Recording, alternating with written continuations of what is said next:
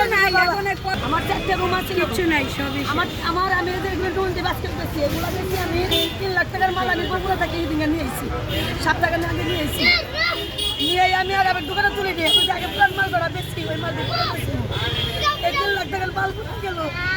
আর আমি আজকে 7 বস্তি পুরা গেছিল। আর আমি দেশ নিয়ে কাপড় চোপড় কিনছি, পোলাপানের যাতে যেতে পারতে না, আমি 3 লাখ টাকা নিয়ে জমিন দিচ্ছে, নিয়ে আমি পোলাপানের কাপড় চোপড় কিনে দিচ্ছি। কিছু নাই, এখন করোনা আছে, কিছু দিয়ে আসছি বাবা, আমি কিছু দিয়ে আসিনি। সব গোডাউন ছিল না, বাসা গোডাউন ছিল না, ঘর ছিল? গোডাউন ছিল, 2 রুমে এক গ্যাস করছিলাম আমি, আর একটা হলো থাকা রুম, 2 রুমে এক গ্যাস করছে থাকা রুম, ভিতরে কিনা খাট আছে, একটা আলমারি আছে, একটা ওয়ার্ডরোব আছে, একটা খানাডলি আছে, ঘরটা অনেক বড় ছিল, 2টা খাট ঢুকছে, আবার আলমারি ঢুকছে, খানাডলি ঢুকছে, ওয়ার্ডরোব ঢুকছে।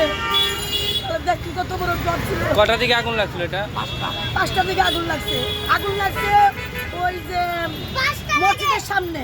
কিভাবে কিভাবে লাগছে আমি তো দোকানে ছিলাম, আমি তো দেখিনি, 5টার আগেই মনে হয় ওই মসজিদের সামনে সিলিন্ডারে আগুন লাগিয়া তোর একটু আগুন দিলা তো পানি দিলা লিপে গেছে গা, তোর পুরাই আছে সরা গেছে গা।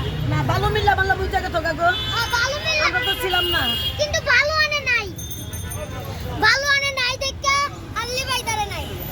ওরা যাই আমি গুড়াগাটি তোরা সিলিন্ডার আগুন ধরে আমার ঘর পুরো একদম পুড়ে গেছে গা। আম্মা হাউসের ভিতরে হান্ডি পাতিল খেয়েছে গোটা, এই দোকানে কাপড় চাই নাই।